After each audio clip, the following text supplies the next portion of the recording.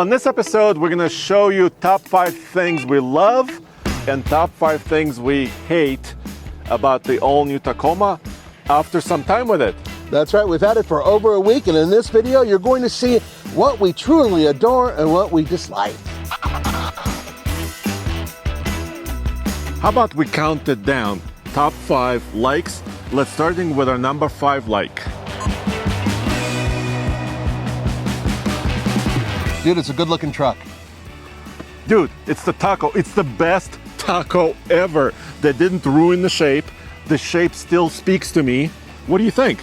I think that rather than calling it a small Tundra, I think the Tundra might be called the Big Taco. That's right.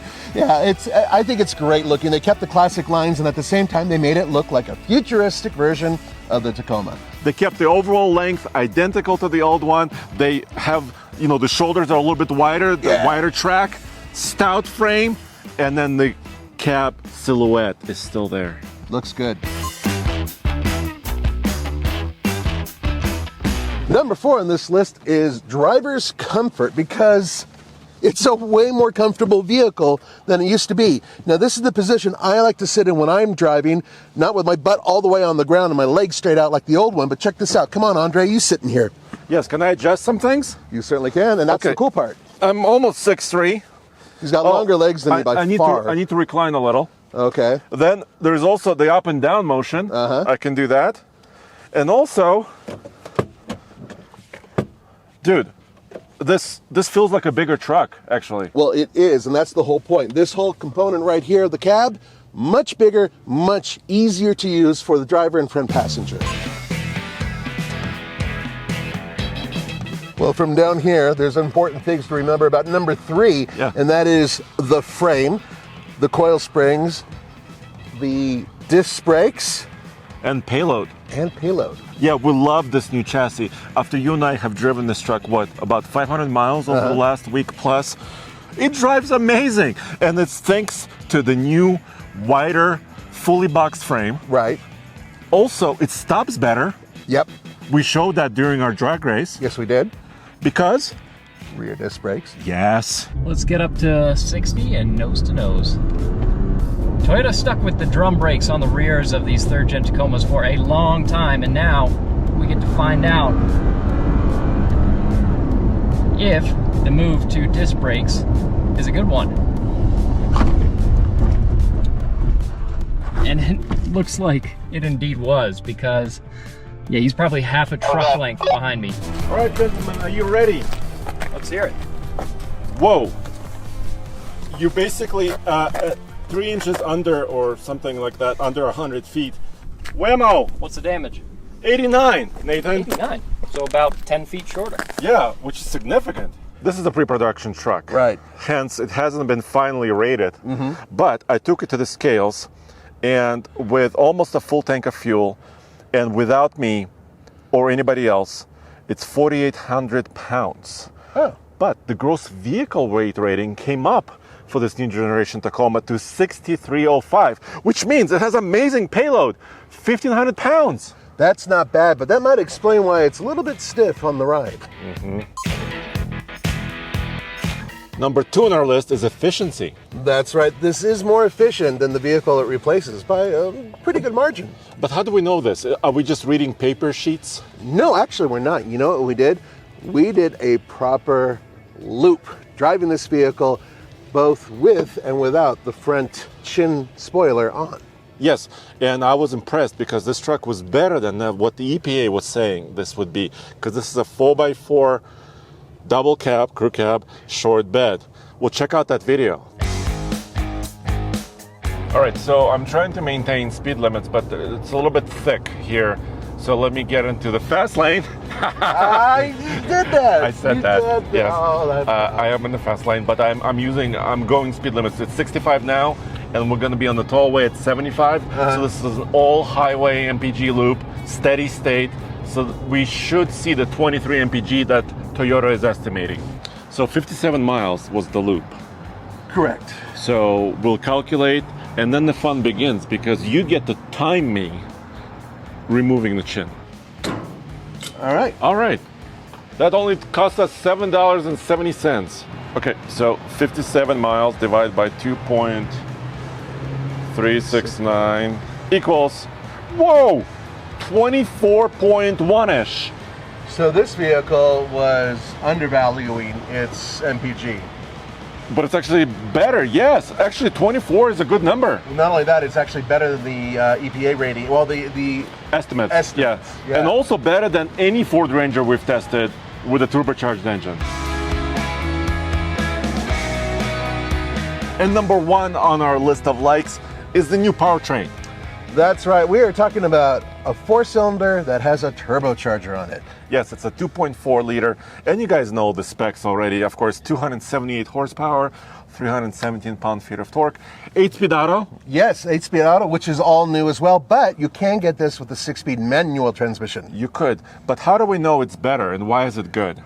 Well, we've actually had a chance to drag race this vehicle against its predecessor and against other vehicles. Yes, and I was impressed. You were driving. How about we roll the drag race footage right now? It just dawned on me that your vehicle is 200 pounds lighter, but in addition, you're about 100 pounds lighter than I am. So that means you have a 300-pound advantage. It also dawns on me that we're a mile above sea level, and I am naturally aspirated. You're turbocharged, and being here in the mountains favors those turbos. Yeah, you're right about that. All right, let's get this on. We've got first our quarter-mile drag race, then we'll do a rolling race from 30 miles an hour, and finally a braking test. But let's see how this quarter mile goes. I am ECT power and traction control off. Oh, it's not a startling launch. That gear change is on the slow side. He's not getting too far from me yet. He's just pulling away slightly. That extra torque is hard to compete with.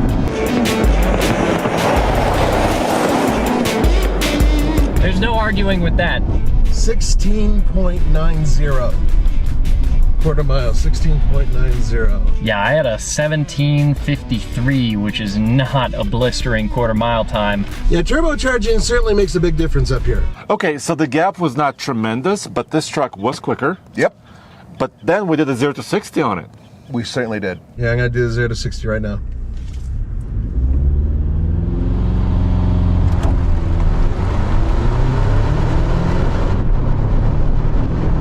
So this Sport Plus, I revved it as far as it'll let me go. One 9.5 and one 9.6, so nothing to write home about. So 9.5 was your best try? Yep. Well, Nathan's try was 8.98. Well, he cheats. Well, how can you cheat with 0 to 60? You can't cheat with 0 to 60. And I didn't even pull in the mirrors. Here's a bonus. Watch this. Boop, boop. Down it goes. All right, I'm going to the other side. One finger. Up it goes. Honestly, it's not very useful to me, but some of you guys are going to love it.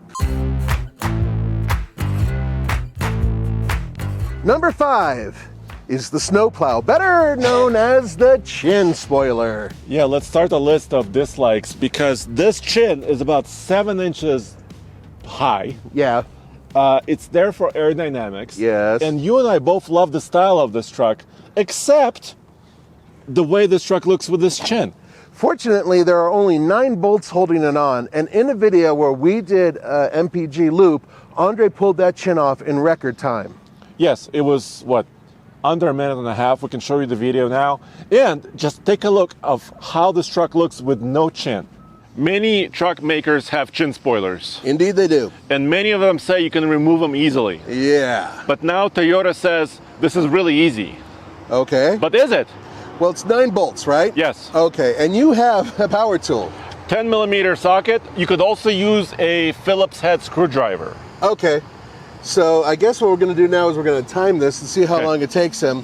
Hey, don't get in the ready position yet. I am in, no, this is like a NASCAR. Okay, all right, fair enough. All right, so folks, are you ready? We're going to see how long it takes him. And start. Okay, so there's 2 bolts on each side inside, and I can put my tool in here actually. 1. There's another one a little bit further in. Yes. Okay. Now there's 5 on the front. Yes, look at this. Okay, here. That pavement looks really uncomfortable. Oh, it's wonderful. Okay, I'm here for you. Oh wait, it's already falling down. Yeah, well, yeah. Oh.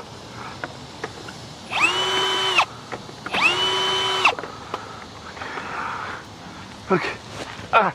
I like the worming you're doing on the ground. Thank you. No, it's just all good. I'm really glad that you're not working at all. No, I am. I'm holding the phone and Okay. making sure that the timer is still running. Okay. Okay. By the way, you're at 1 minute. 1 minute? Yeah. Well, if this was NASCAR, I don't know if they'll be happy or sad. Well, Toyota does have a presence with NASCAR. Yeah, they do.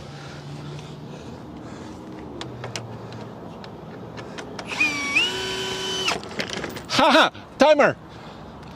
Stop it. 1 minute and 16 seconds. Bear in mind that we had prepped for this, so you had the right tool in hand. And Yes. he's had a lot of energy drinks today, so he's this time is a high mark. Dude, we've done this with a Ram 1500. You and I think, tried to remove a chin off of a GMC Canyon. Yeah. That was not easy. No, that didn't go well. So this one was relatively easy, especially for me.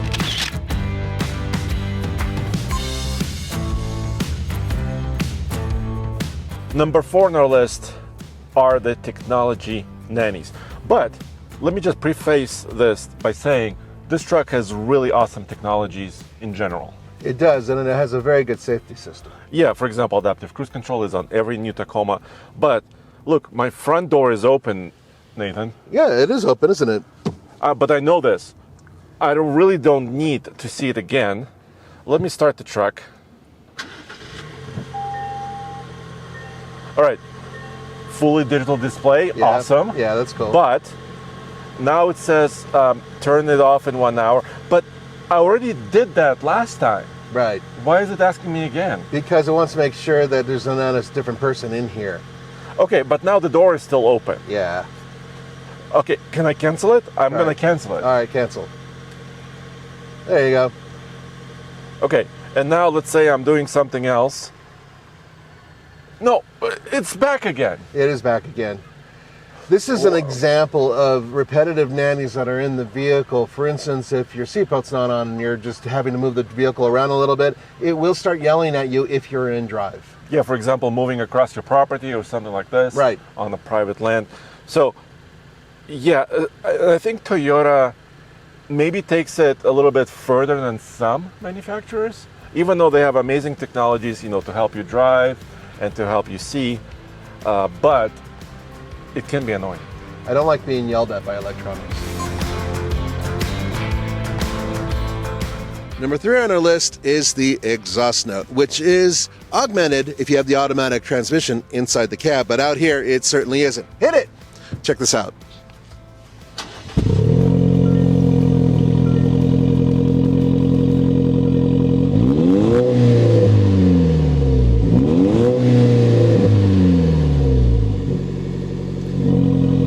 It doesn't sound very truckish, and when you're driving down the road, it sounds even worse. It sounds kind of lumpy. It just doesn't sound cool.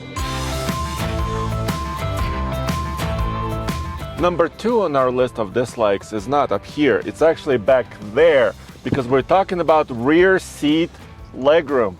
Yeah. No. Andre's about 6'3". I'm 6'1", Yeah. so I have shorter legs. Are you okay? No. Getting behind you. So, what if I move up just a hair? Would that help you? How about a couple hairs? Okay. All right. There we go. So now I'm a little bit, closer to the dash than I normally would be. How are you doing? Well, I'm able to fit now, but as you can see clearly, I'm mushing against his seat, so he's got free massage now. Oh, yeah, actually. Yeah, is that good? Yeah. Well, No this reach arounds. But here's the thing. I do have better headroom than in the past, and the seat isn't bolt upright. So that's good news, but the bad news is the legroom's really not good. And considering that they completely redid the cab, it's a bit of a disappointment. You know what? It's kind of typical for this segment also with the rear seat space. But I agree, they could have made it a tiny bit better. Yeah. Although these seats on this limited Tacoma, wow. pretty nice quality. Yeah. And number one on our list of dislikes is what? Price. Yes. So actually the new 2024 Tacoma price, the base model, went up almost $3,000. Okay, that's already a little bit hard to swallow. But this new luxury truck, the Tacoma Limited, has a as-tested price, this one, of just over $54,000. That's insane. And here's the thing about that. A lot of vehicles out there, that's including Nissan, and that's including the Chevy Colorado, do come in at a lower base price. Yes, so I think two things are happening here. First of all, Tacoma is a segment leader. They completely dominate the midsize segment in the US, and they fully redesigned this truck with new tech and new powertrains. So I think they can justify this price, but it doesn't mean we have to like it. I don't like it. And here's a bonus like and dislike, depending on who you are. For instance, if you're a Tesla owner, you'll find this familiar.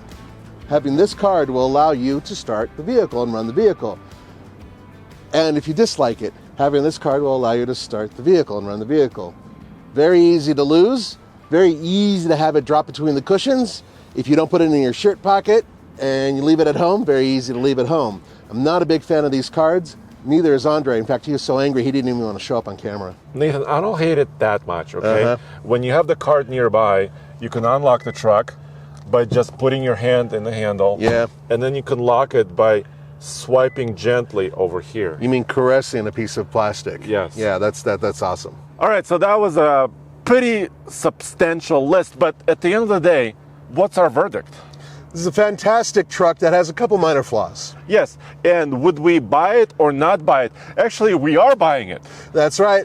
Any day now, we should be getting word on our truck. Yes, so TFL Studios, check out oldtfl.com. We're in the list. We're buying a Tier D off-road Tacoma, the all-new one. It's just that it's not here just yet. Very soon. Stay tuned for that. Thanks for joining us. We'll see you next time.